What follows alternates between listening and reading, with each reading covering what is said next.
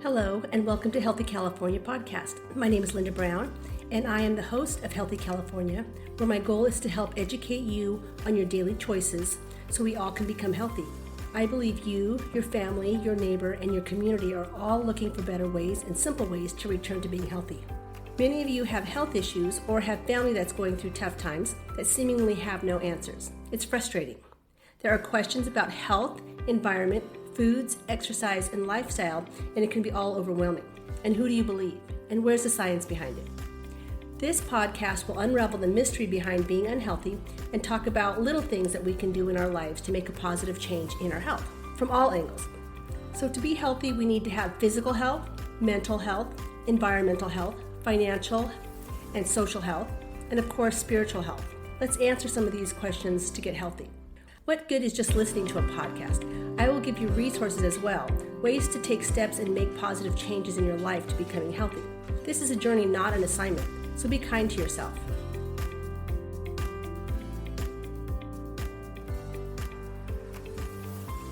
All right, welcome back, California. This is Linda Brown, the host of Healthy California and your physical therapist, functional nutritionist.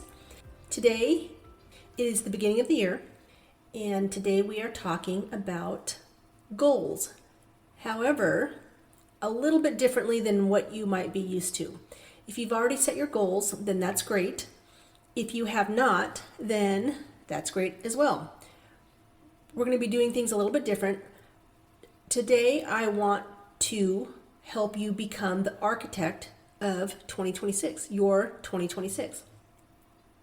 When we talk about goals, every December, we toss it around like confetti, but rarely with the depth it deserves.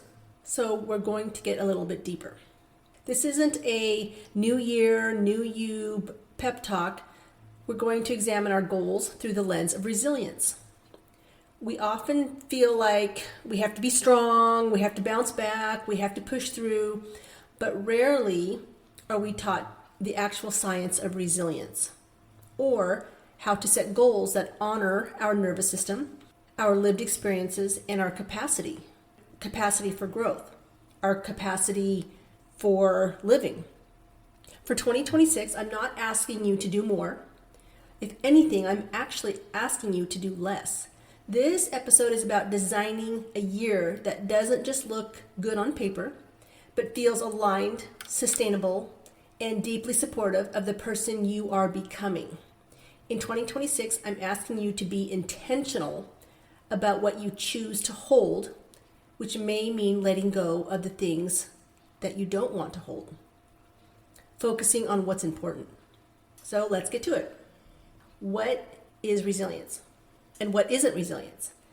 Resilience is one of the most misunderstood concepts in psychology. Most people think that resilience means being tough, never breaking, staying positive, and pushing through. But research tells us a different story. According to the American Psychological Association, resilience is the process of adapting well in the face of adversity, or trauma, or stress. Not the absence of struggle, but the ability to move through it with flexibility and recovery. Because struggle never leaves. It's always going to be there. There's always going to be adversity. So we don't necessarily want to ignore that it's there. We want to be able to just move through it. That's resilience. Studies by Ann Maston, PhD, call resilience ordinary magic. The natural human capacity to adapt, especially when supported by connection, meaning, and structure. And research from the Center for the Developing Child at Harvard shows that resilience grows through supportive relationships, a sense of control, opportunities to strengthen skills, and the ability to make meaning from challenges. Resilience isn't a personality trait. It's a skill set that can be cultivated intentionally.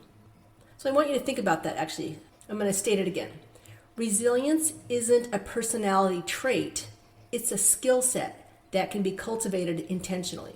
You know, when I think about someone that's resilient, I typically think of like a military person.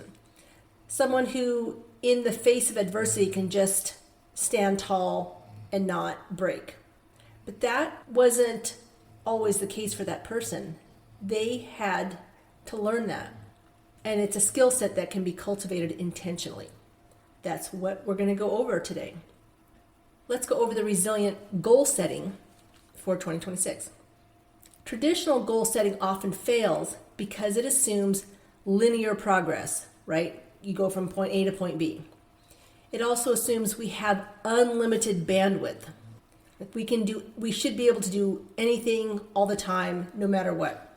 Goal setting assumes predictable schedules, minimal emotional labor. So it's almost like we should just be robots with our habits. When we think of setting goals, it should just, we set the goal, we do it, boom, it should be done. And then when that doesn't happen that way, we are so hard on ourselves and then we give up. We set goals for the beginning of the year, and by a couple weeks in, we've already failed in some of our goals, and then we feel bad about ourselves. So that's what I want to break through, because our lives are dynamic. They're relational. They're cyclical. So we have to treat our goals that way. We don't have an unlimited bandwidth. So here's the new model, one that's grounded in resilience, science, and designed for real life. Instead of asking, what do I want to achieve? I want you to think of identity first. What is your identity? What is the identity you want to take on? So here's 5 steps. Step 1, choose your identity word for 2026. Choose your identity word. So ask yourself, who am I becoming? Or who do I want to be when life gets hard? Many of us don't thrive on pressure. We thrive on identity, meaning, and alignment. So your word will be your anchor, your North Star, your filter for decisions. So for example, just one word, I want you to think of one word. Here's some examples, but you should come up with your own. So example would be steady. Maybe you want to stay grounded when things shift. Maybe courageous might be a word. You want to take aligned risks. Or rooted. Maybe you want to make choices that stabilize you. Maybe your word is radiant because you want to prioritize energy, joy, and visibility. Maybe your word is vital. You want to nourish your body and boundaries. Maybe your word is expansive. You want to stretch into new opportunities without snapping. Maybe your word is adventurous, fearless, healthy. Pick one. Come up with one. Think about it for a little bit. You don't have to come up with one right now, but listen to this podcast and then think about it and then re-listen to this podcast and go through the next steps. So pick one word that feels like a gentle yet powerful invitation and put it on a Post-it note. Put it on a Post-it note and put it on your mirror, put it in your car, put it in your wallet, put it on your computer, put it someplace where you're going to see it often. And it's a word that's going to empower you. Just pick one word, because that identity will shape your behavior, and then your behavior will shape your outcomes. My word is brave, and this encompasses both courage and fearlessness. So this is the person I want to become in 2026. I want to become brave as an entrepreneur, as a friend, as a Christian, as a person with a new career once I finish school, and a person who will stand firm despite a not so good last few years. So my word for myself is brave. Find one that works for you. Your past can define you, but it can only define your past. Take that word and move forward and create a new identity. So think about that. Your past can define you. You don't want to deny your past because it's who you are today. But it can only define your past.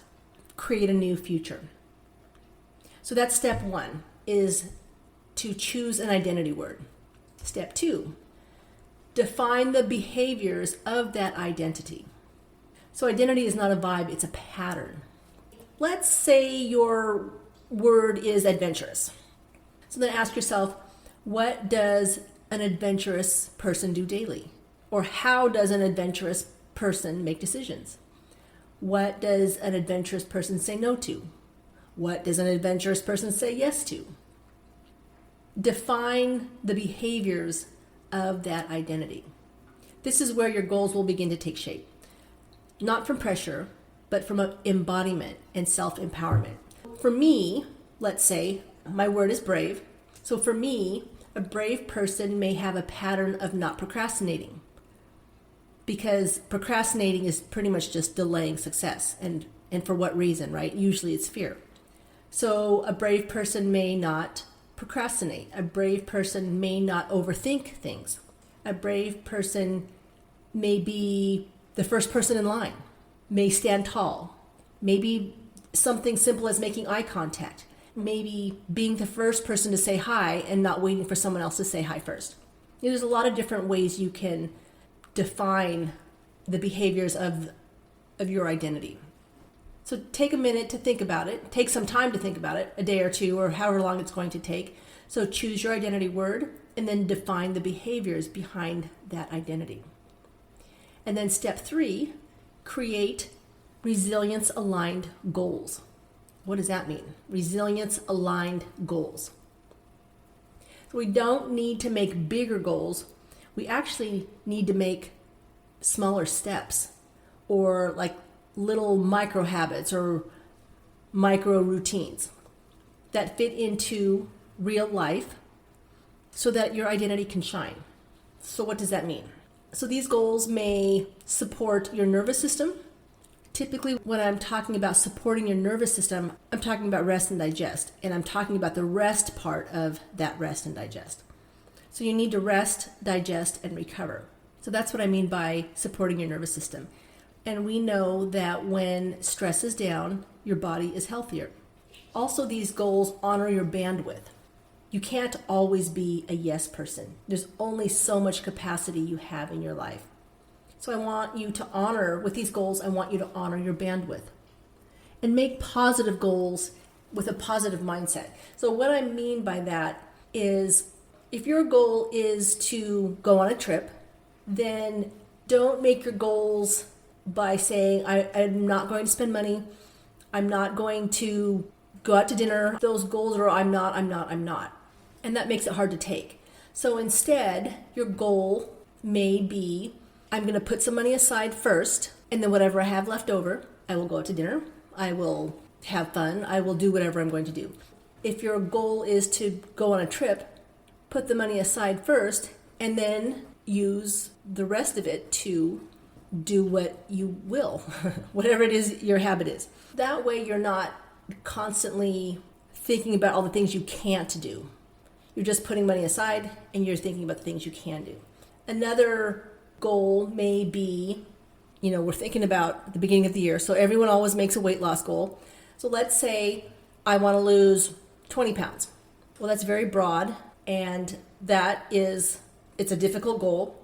But instead of saying I want to lose 20 pounds, maybe you should say, I'm going to live in the identity of someone who weighs 20 pounds less, and I'm going to make different decisions. Instead of saying, I'm not going to eat, I'm not going to do this, I'm not going to do that, I'm going to exercise. It's just so broad, and it just sets you up for failure. So be positive with your goals and put a positive shift on it, a different type of mindset. And we'll go over that more in a second. I also want you to think about goals on building capacity, not burnout. So this is where like little micro habits or micro routines come in. So we'll talk about that. These are resilience aligned goals that support your nervous system, honor your bandwidth, and build capacity and not burnout. So some examples are, if you're trying to lose weight, let's just say, for example, because we just talked about it, your goal may be to walk daily, because walking daily becomes a resilience practice in regulating your stress. So you're not thinking about losing weight, you're thinking about regulating your stress. And we all know that walking is good for your health anyways. So that might be a micro habit or a micro routine. Go for a daily walk. And if you're trying to save money, because money is typically always a goal, let's say you're trying to not necessarily save money for a trip, but you're just trying to be better at saving money in general, like saving for retirement or a rainy day fund. Your goal is not going to be, again, what you can't do. Your goal then becomes a resilience practice in creating safety, your safety net, putting that money aside first and feeling good about you having a safety net makes it easier when you try to pull out your credit card or your money for a coffee and you don't have as much as you normally would because you put it in your safety account. You could just think that I'm creating a safety net for myself and I am a resilient person and I have an identity of being adventurous, fearless, healthy, or whatever your identity word is. And then let's say you have a goal for setting some boundaries. Boundaries, that's a big one. Because when we don't have control or don't have boundaries, then we have a life set up that's a little bit more out of control. We don't have control over our life. Someone else has control over our life.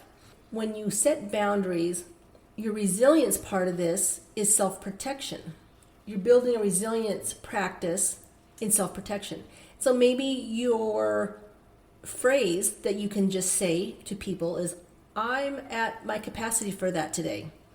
You know, if you have someone who's always crossing that boundary and you're not good at creating that boundary, become good at saying, I'm at my capacity for that today.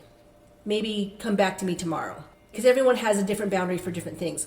So find a way to use that phrase with someone, I'm at my capacity for that today. Why don't you come back tomorrow?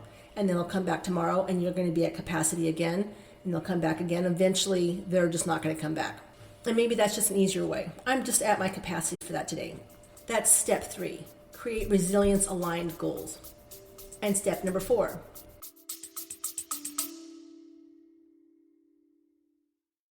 I am excited to share something special with you.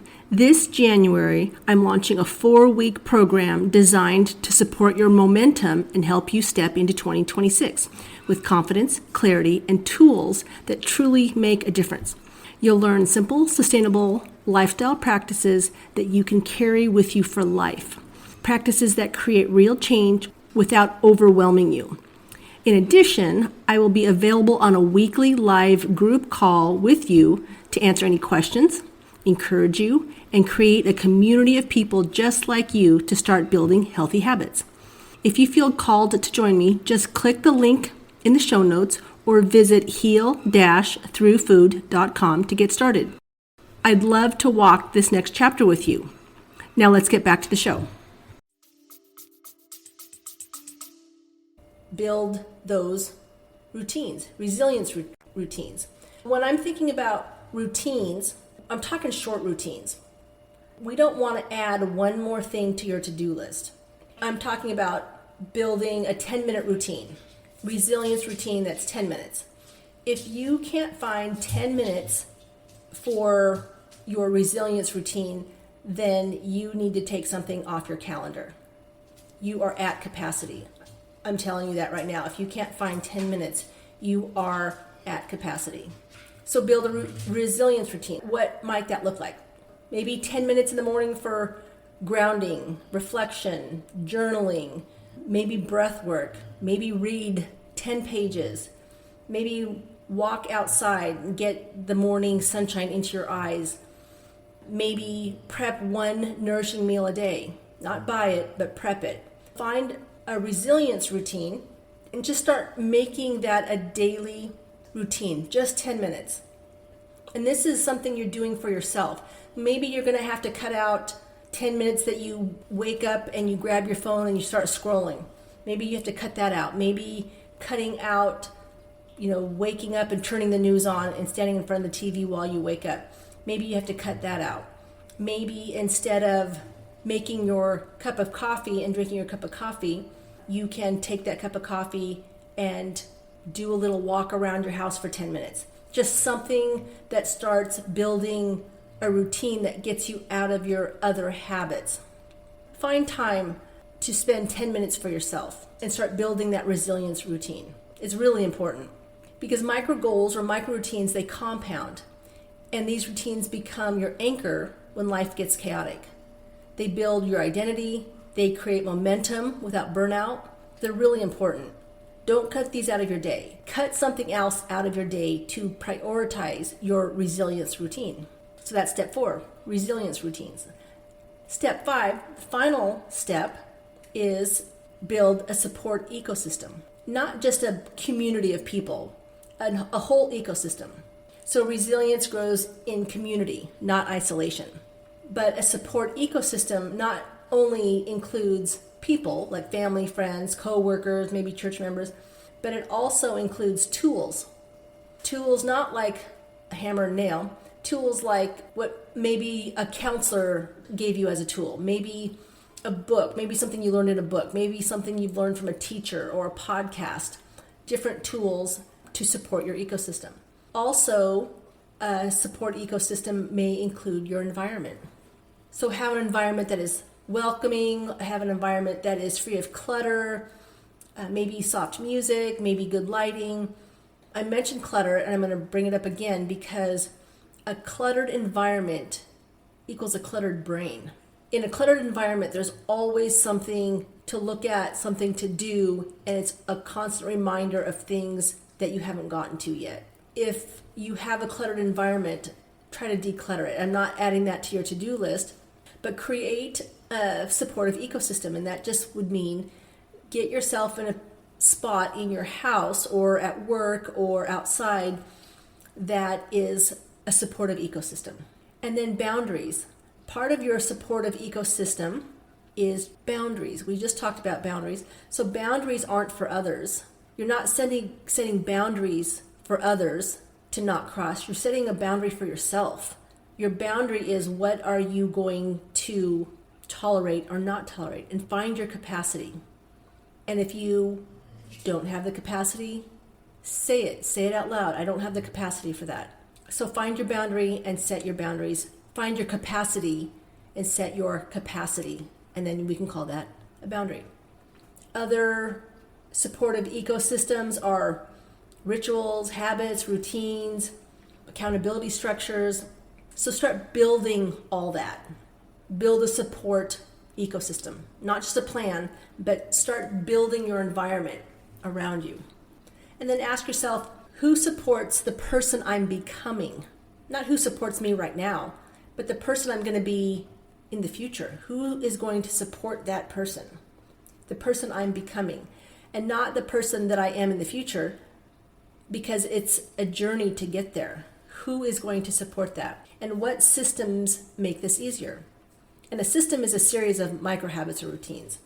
So what system is going to make this easier? So when I think about system, I think about being organized is a system. And little habits or routines that make that organized system might be just the habit of making your bed every morning. That is a habit of becoming organized. Maybe it's a habit of making sure that there's nothing in the sink before you go to work. All these little habits create a system of organization. So what systems make this easier? What things, like tools or boundaries, protect my energy? Ooh, that's a good question. What protects my energy? And this may be having positive music on, or having people around you that are positive so they're not draining your energy. I used to have someone in one of my patients that would come into my physical therapy office, and I could feel his energy across the parking lot as he came in to my office. His energy would suck the life out of my office. Don't be that person. So what things, and it doesn't have to be a person, but what things or tools or boundaries protect my energy? And it could be even what you're looking at on your phone. The news, if you watch the news, man, that's going to suck the energy out of you. What you expose yourself to and what it was visual or auditory makes it into your brain, and you have to protect that. Ask yourself, what environments nourish you? What gives you energy? I don't believe that we should always only do what makes us happy. There's people that say, if it doesn't make you happy, don't do it. I don't believe that. But I believe we should always head in the direction towards something that gives us energy. And sometimes that means we might have to do something we don't like for a second, with the ultimate goal of something that's going to give us energy. For instance, I go on a week-long hike every year, 100 plus miles. And the thought of that to some people is very daunting. For me, just the thought of doing that gives me energy. And I might have to do things that I don't like initially, like training for it, even though I do like training for it. But, loading my pack every week, it has to be a little bit harder, a little bit longer until I'm at the point where I can hike for days at a time with a pack on my back, sleeping on the ground. You have to work up to it. But the thought of it gives me energy. So don't do something only just because it makes you happy. Do something that's going to head you in the direction that's going to give you energy. Because that's going to be what empowers you to keep heading forward. This is where your goals become sustainable. So that was step number 5. Build a support ecosystem. And then you can ask yourself those questions. Who supports the person I'm becoming? What systems make things easier? What things protect my energy? And what environment nourishes me? So let me go back through all 5 of those steps first before I move on. 5 steps. Choose your identity word.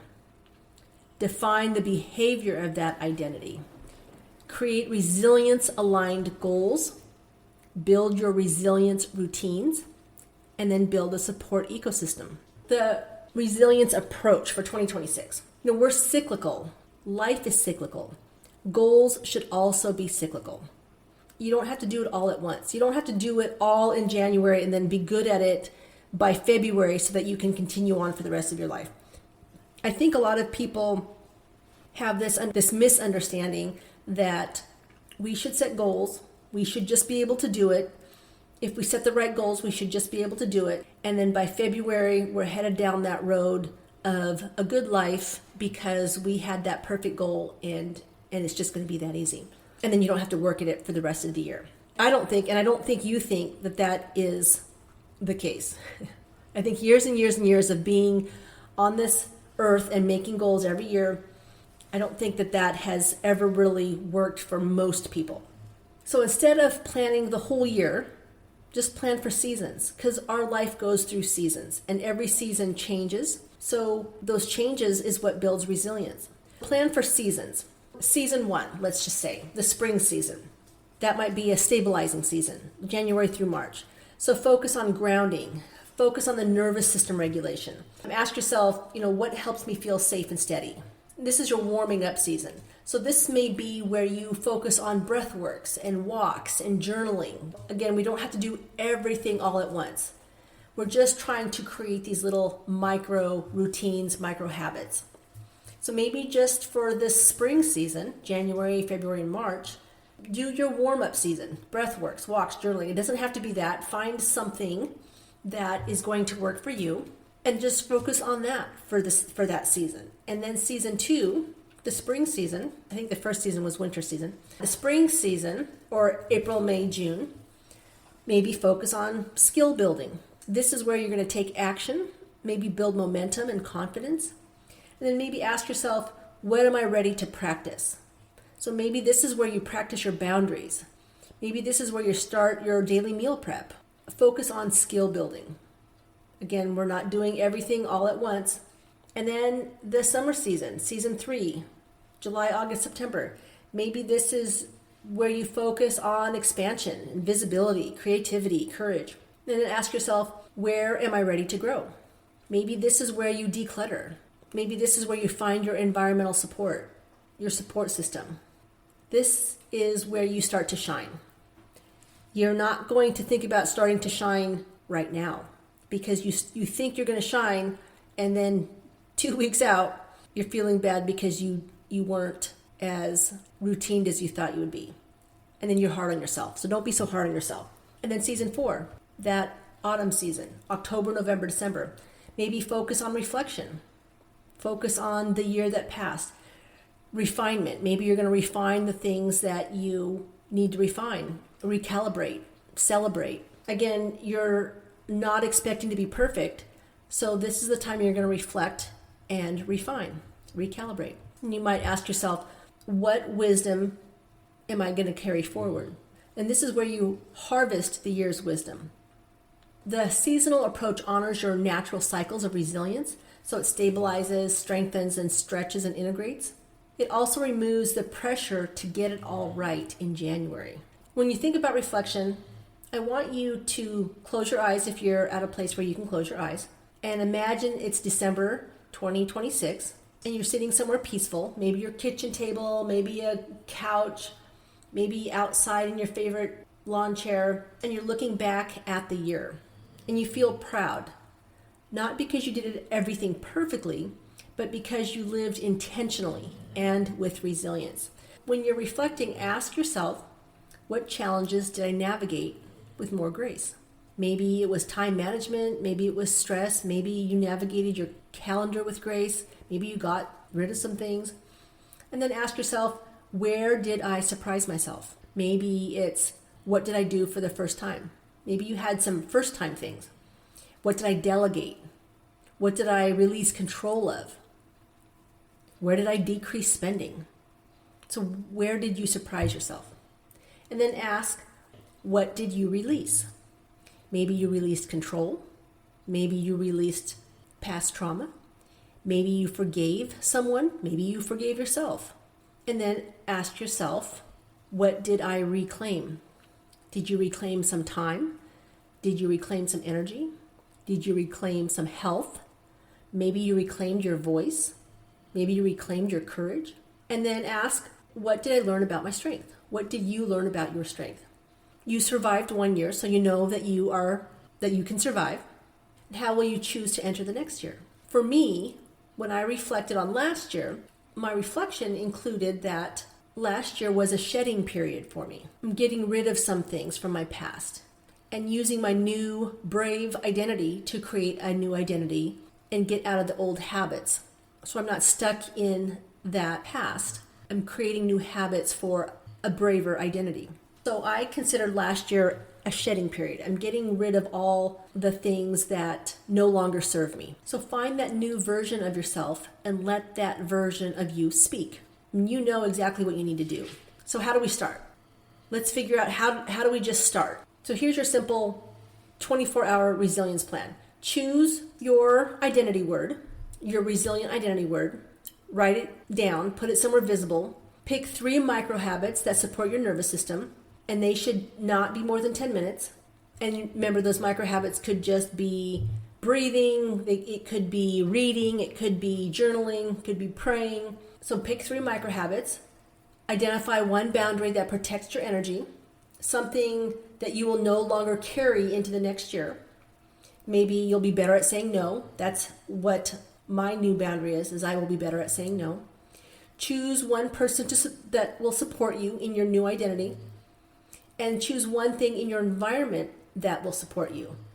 So maybe like find a friend, a coach, a partner, a colleague, and the one thing in your environment, maybe that one thing is decrease phone time. Maybe it's decreasing what you're putting into your brain, what you're listening to, what you're watching. And then create one ritual that grounds you. So one ritual could be morning tea, evening journaling, a weekly walk, something that just grounds you. So small steps are how you begin. Small steps make big shifts, not with pressure, with presence. So before I recap, let me share a scripture that I think applies to the resilient goals you will be setting. And this is from Romans 12:2. And it says, I think this is very applicable. It says, do not be conformed to the patterns of this world, but be transformed by the renewing of your mind, that by testing you may discern what is the will of God, what is good, pleasing, and perfect. Wow, that's exactly what we're talking about. So the patterns of this world are not what it's about. It said, be transformed by the renewing of your mind. And it takes time. By making what is important a habit. This is pleasing to God, and this is His will. I want you to understand that it does take time. That's why it's in the Bible, because even God knows that you are not going to be perfect at it, and you're going to have to read the Bible and do it over and over and over. So be transformed by the renewing of your mind. Think about that when you are trying to squeeze another goal into your day. The purpose is not to do more, but to do less.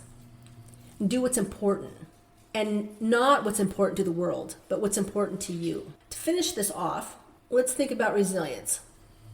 One last time. Resilience is not about being unbreakable. It's about being rebuildable, taking the good and the bad moments both, because we can't deny the fact that there will always be bad moments and we don't know when they're going to come.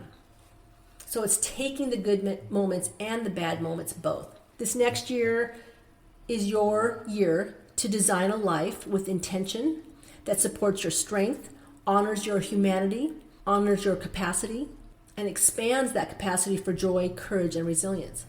You're not starting from scratch. You're starting from wisdom. So is it wiser to keep adding things to your schedule or taking things off your schedule so you can focus on what's important? Choose goals that feel like nourishment, not punishment. Choose to become the person you've been quietly evolving for all these years. You don't need a new you. You're perfect the way you are. You need a truer, resilient you. You're already here. So if this episode resonated with you, share it with someone you love or someone who deserves to step into the new year with clarity, confidence, and resilience. Until then, stay healthy, California.